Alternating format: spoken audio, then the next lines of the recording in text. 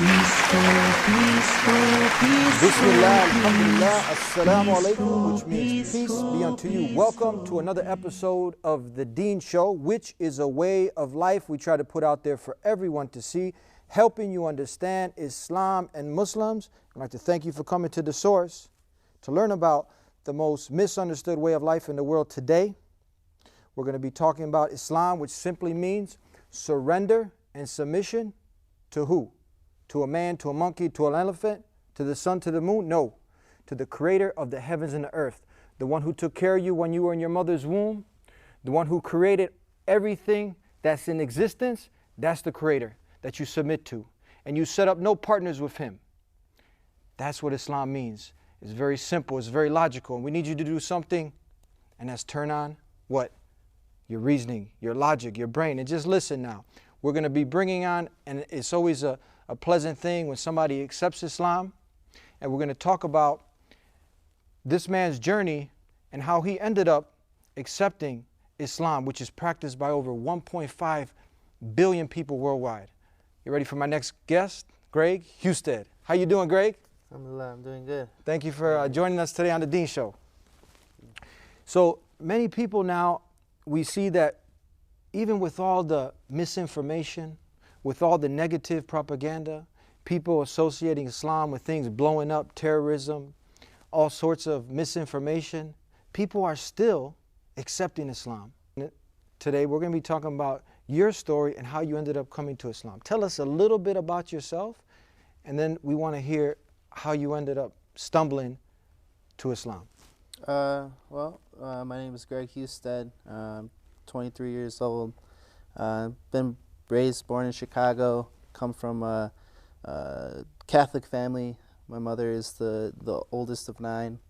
So growing up, she was pretty liberal with me. I didn't have a very, I guess you could say, Christian upbringing. I wasn't held on a very tight leash, so I experienced a lot of things firsthand. You know, didn't have a lot of restrictions.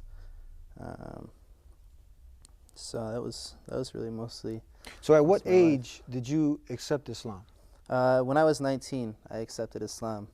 It was. So you came from a predominantly, your household was a Christian household? In a sense, I would say more of a hippie household. Yeah. You know, my mom was very liberal bringing me up, so there wasn't going to Sunday school or going to church or anything. So you were like just that. Basically doing what every youth does, just what, going to school, hanging out, and Yeah, you know, high school, you go to school during the week, and then the weekend, you know, you go and cause trouble and try to get away with it. Yeah. Okay, so tell us now, how'd you end up becoming a Muslim? It was actually the summer I graduated from high school. I was at a barbecue, and I met a Muslim guy at this barbecue.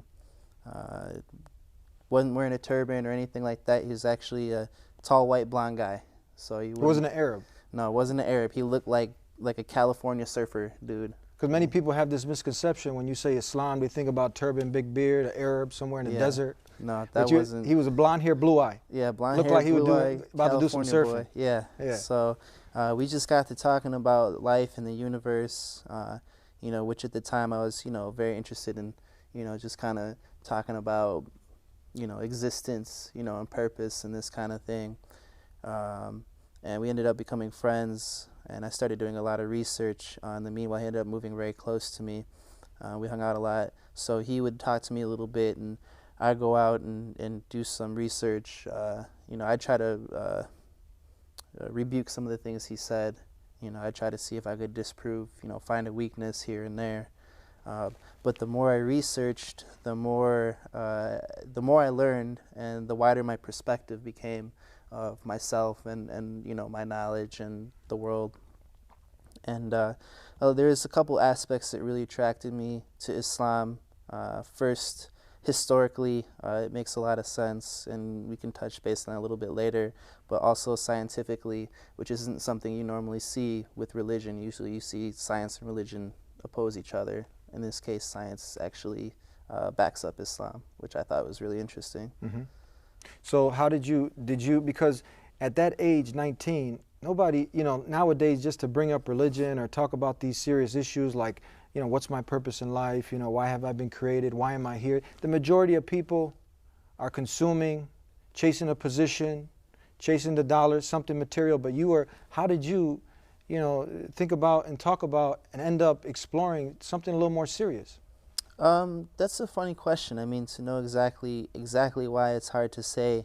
You know, we look around these days and we are very conditioned to, you know, go to school, get a job, yada yada yada, this kind of thing.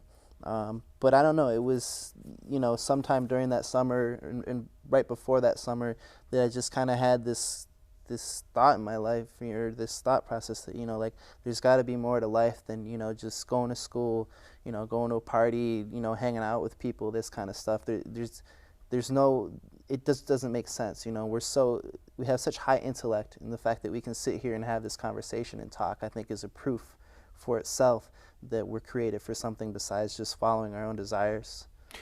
Now tell us, being from a Christian background, not really following, did you find yourself at this point, because a lot of times people, even though they don't know about their faith, they end up defending it just because, you know what, they feel like this is what I was brought into by my parents. Did you feel any inclination to go back to Christianity, to explore further about the teachings of Christianity or any other religion in your time when you were investigating? Yeah, in fact, I tried to cover the scope. You know, I didn't specifically look into Islam, but I looked back into Christianity. You know, I had some close coworkers who were devout Christians, and, you know, I had asked them a lot of questions. I had grown up next to a Jewish family, so I asked them a little bit about Judaism. I looked into Buddhism a little bit as well. But, you know, I would just go down the line as far as just different aspects of the religion, and with each one, something would, you know, one of the religions would get washed away, and the only one that was left standing was Islam. Give us an example. Well, for example, there is the idea of blind faith. Mm-hmm. You know, in some beliefs, it's said that just believe in it because it is. You can't comprehend this. You know, there's no way. And I can accept the fact that I can't truly comprehend God, but it doesn't make sense. It's not logical in my head that God would make something for us. Like, if he created us with a purpose, why would he make it hard for us to understand? You know, mm-hmm. like, why wouldn't he make it clear? And I actually heard a really good analogy of this, was that if you were a person and you owned a factory and you wanted people to work in your factory, would you just hire these people and put them in your factory? Or would you explain to them what their job is and how to do it properly and when to do it? And with Islam, I found these great details on every aspect of life. You know, how to properly pray. You know, your conduct with people. Every single aspect, from macro, you know, big things, social things, to little tiny things. This was all covered.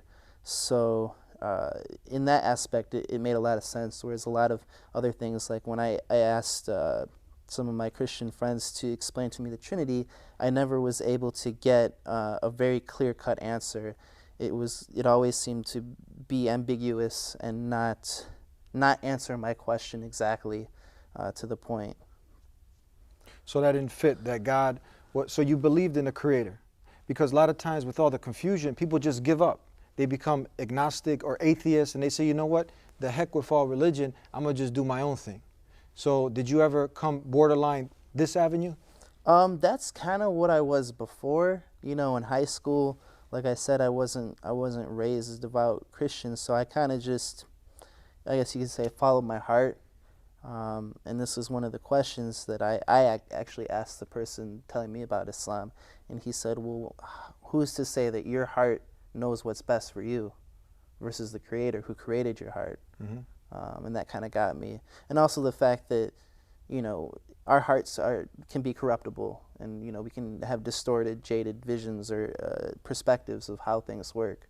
So who am I to say that I'm the best judge in what how to conduct my life, mm-hmm. when the Creator has it laid out in front of us? So you always did believe that it was illogical, it didn't make sense that everything in this creation just created itself, that it just came into being and there wasn't a creator behind this? Yeah, it just, I always thought that there was something turning the wheels. And I used to tell people, when people asked me to explain, this was before Islam, what I thought of God, or, a higher power, I said, just as we look in a microscope, we look at the little microorganisms under the lens, they can't really perceive exactly what we are. They may have their function of how to interact with us and know how to do that, but they're not going to be able to comprehend, who is Greg, like what is he like, they're not made to do that. Just in the same way, like we can't fully comprehend God. It's just not within our limits, we can't do that. So if someone told you and said, you know what, this whole prophethood thing, God sending messengers to guide us, a creator, this is something man-made, and just to, keep the masses under check, how would you respond to this? Now, have you come across something like this? If somebody... Yeah, I've come across people that have that viewpoint, and it's kind of silly to say that, because when you look first at the timeline of prophets, at least in the Islamic faith, we believe in all the prophets, and they all came with the same message, which is worship one God alone, and believe in me as the messenger, from the time of Abraham to Ishmael to Isaac to Noah. And actually, interesting fact is, if you look, you can see a heritage tree of all the prophets, that they're all interlinked. But, the same thing, if you were to say that, oh, this is man-made, then you could say the same thing that George Washington wasn't real. How you're just going to rebuke one aspect of history and then accept another? Are you saying that all of history is falsified? I mean, what are you saying? Mm-hmm. History isn't true. Like, so it doesn't make sense. Like, how are you going to say that this is fake, this is man-made, but this aspect of history is true? Yeah.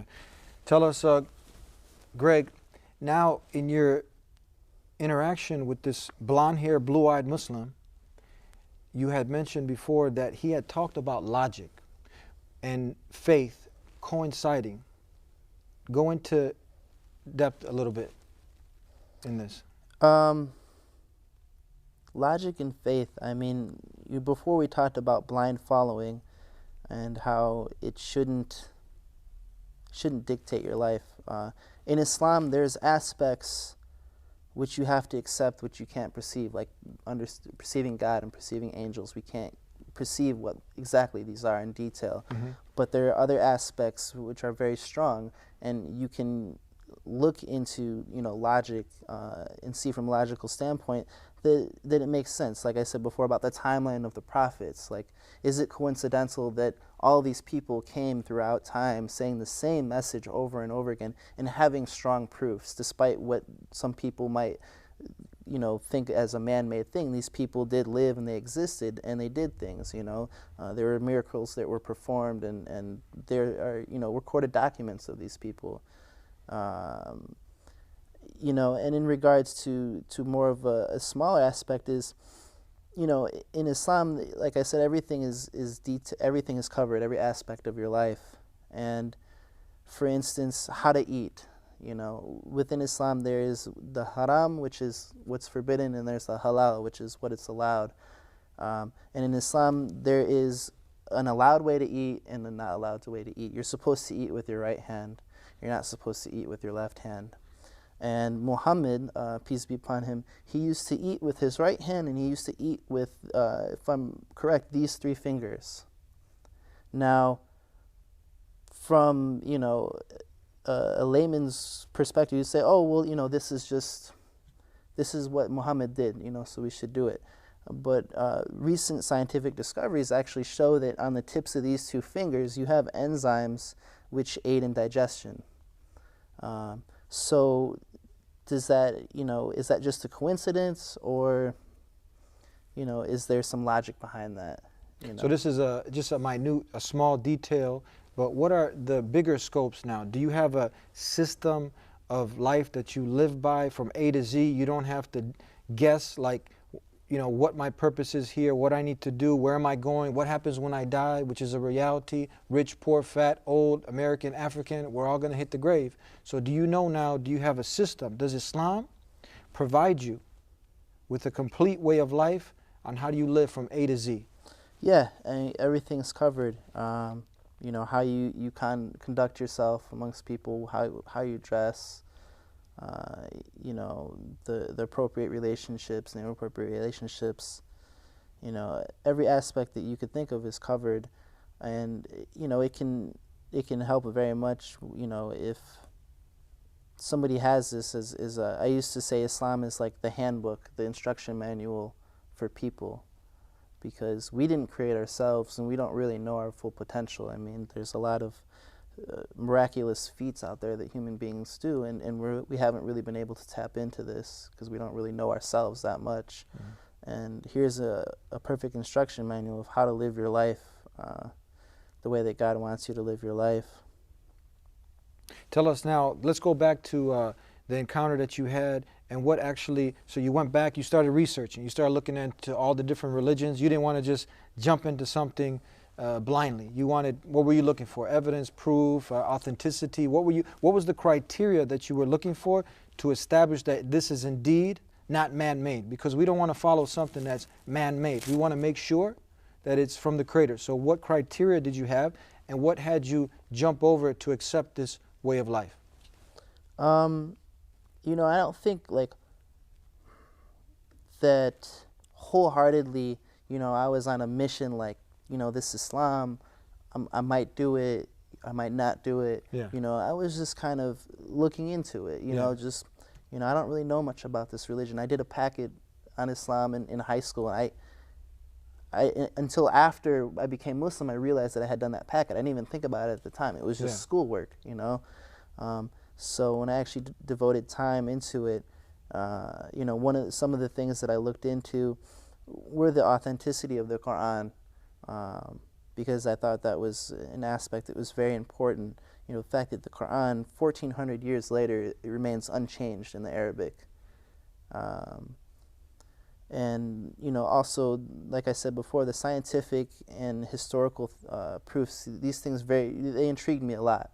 Historically, the lineage of the prophets and their stories and the miracles they performed, and the fact that it all intertwines together, and scientifically, like I said before, with the fingers, and there's many verses in the Quran that talk about things that were unknown to human beings until recently. Muhammad, peace be upon him, he talked about how mountains were set in the ground as pegs. How does an illiterate man 1,400 years ago in the desert know about this? I don't even think it was discovered, but maybe 100 years ago. Might not be accurate on that, but. So the authenticity of the Quran, that was one point, that it is to this day unchanged. It's the same as it was recited then, today. You don't have multiple versions, this book, that book. You were impressed by that. The different scientific facts. You mentioned something on the mountains, which we have the human development, the embryos in there.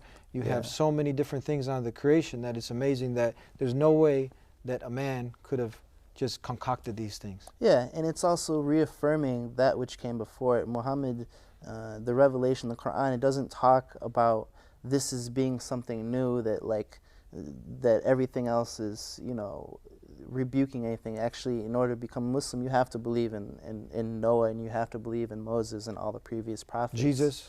And Jesus. You have to believe in Abraham, and you have to believe that these people were prophets and that they did come with revelation. So, like I said, from a timeline standpoint, it just makes sense. I don't know, most recent. So it made sense, it fit, and now what was that turning point? Did someone give you an invitation? Did someone say, look, this is what you need to do, Muslim, you got to jump in the back, get baptized? What was the procedure that you went through? What was that turning point, the situation that you accepted submission and surrender, which is Islam, to the Creator of the heavens and the earth and not His creation? And a Muslim is one who does this action. You stepping over and doing this, acknowledging that there's a Creator, He alone is worthy of worship, and I'm going to do what he wants me to do. At what point did you take that step?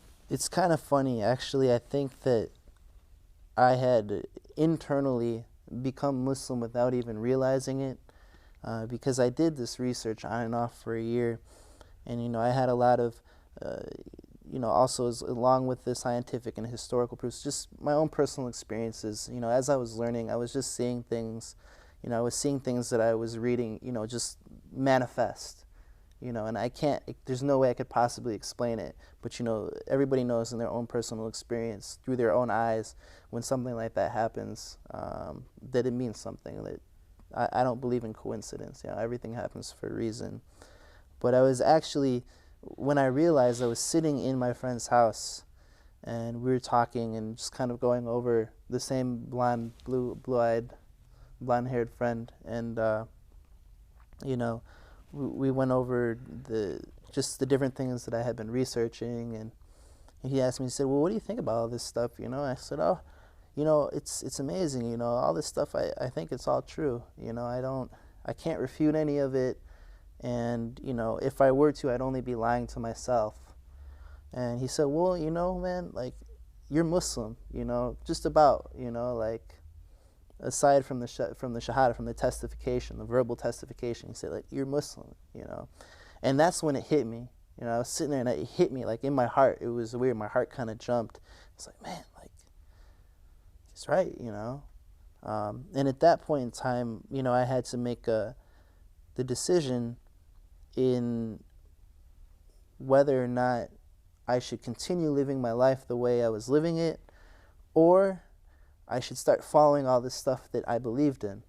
Because I had done all this research, everything I researched I found to be true, and now it was time to choose, road A or road B, and I'm glad that I chose, to accept Islam. It's not necessarily an easy ride. The Quran, it says that, that God will test you. Just because you're Muslim doesn't mean like, oh, it's all good. Like you're Muslim, it's free ride. No, you get tested because God wants to see if you truly believe. So I've been tested in many different ways about it. But, I tend to look back and think about how I used to live my life before. And if I were here now in that same state, like how would I react to situations when something bad came upon me or something good? And how would I deal with life, and what would I think? How would I be conducting myself? Because especially in this society, the way that we're conditioned is just to, kind of, do what you want to do as long as you're not hurting anybody else, kind of thing. And a majority of people my age a lot of people are out, they're going and they're drinking and they're partying and they're doing these things. And if you really stop and think about it, all you're doing is destroying your body and wasting your time. It may be fun at the time, but down the line, you'll realize that that time could have been spent doing other things, more beneficial things. A few more points before we come to an end. I'd like to thank everybody for sitting tight through another episode of The Deen Show. We want to know now, talk to us, because there's a lot of stigma attached to Islam. People start to think that, this is a religion of the Arabs and whatnot. Tell us quickly, have you dealt with these situations where people look at you negatively, they give you a hard time, and what's your relationship with Jesus now? People think now that you left Christianity that, you have left the love of Jesus or whatever the case. Talk about these 2 points and we're almost coming to an end. Just briefly touch upon this. I personally haven't come across too much negativity in regards to my coming to Islam. Most people are pretty accepting, or at least I guess you could say tolerant of it. So I personally haven't experienced that too much. I'm very fortunate. I know other people have. In regards to with Jesus, before it was really hard for me to accept in the Christian doctrine the role that Jesus played. Like, it didn't make sense in my head. And within Islam, it makes much more sense in logic that Jesus was a prophet, just as the prophets before him, and just as Muhammad after him.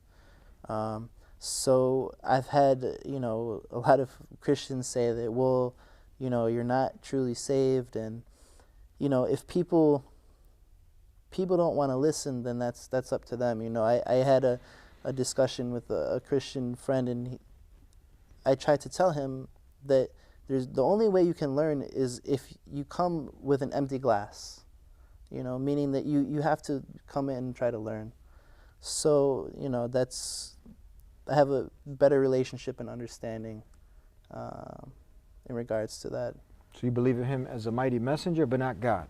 Yeah, I believe in him as the Messiah, that he will come back. I don't believe that he shares divinity with God. I believe that he follows the line of succession of the prophets, and that he came, with the Injil, with the gospel. Okay, that's good. So he continued the same message from the beginning of time, which was to worship the Creator, not his creation. Anything in the creation had a beginning. The Creator has no beginning. It's very simple. These are his attributes. The Creator is self-sufficient. He doesn't eat, drink, go to the bathroom. Anything that's in the creation, a man, he's not self-sufficient. He eats, he drinks, and then what?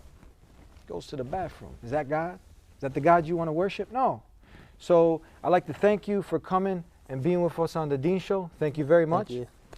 And I'd like to thank you for sitting through another episode of the Dean Show, helping you understand Islam and Muslims. Is very important that you have your mind on and do something very basic. Remember death, because death is the destroyer of all pleasures. You can be indulging in this and that and the other thing, but remember, no matter what age you are, what nationality, you can be American, African, Brazilian, Caucasian, black, Indian, yellow, red, pink, doesn't matter. Death will catch us all. It's caught many people. Elvis Presley died at the age of 42. Bruce Lee, he was 32. His son followed a few years later. He died at the age of 28. Jimi Hendrix, Dr. Dre, you know him? His son died at the age of 20. The list goes on. Heath Ledger, you heard of him, Batman, or the Joker he played. He's dead too. There are many people that have died, and they were doing the same thing that we're doing. Chasing the material world, chasing a position, but they were forgetting about death. This is not a call to pessimism. It's a call to optimism, to know that there's something better, that this whole universe and everything in it didn't just come by chance. Just like those keys in your pocket in that car, it didn't get put together by chance. That there is someone, a designer, or orchestrator behind all this, and he has a purpose on how he wants you to live. So it's up to you to be sincere with yourself. You can cover the truth. It's innate in your very nature that you believe in a God. I'm not going to tell you all these facts about Islam. I leave it up to you. And we'll close with this. Ask the Creator deep down in your heart to guide you. There's all these religions, ways of life out there. No one's going to claim that he's on falsehood. Everyone's going to claim that they're on the truth. So it's up to you to be sincere with yourself. Remember death. Seek the purpose of life. Ask these important questions. Take a time out from the material world and search. Do some deep contemplating and think about these things, that I will die and I'm going to have to answer for everything I did in this life. Start with that very basic step. Seek to know why I'm here and where I'm going. And come back every week to the Dean Show, where we talk about these very important issues. Thank you once again. You can visit us here every week, TheDeen show.com. Until next time, Assalamu alaikum. Peace be unto you.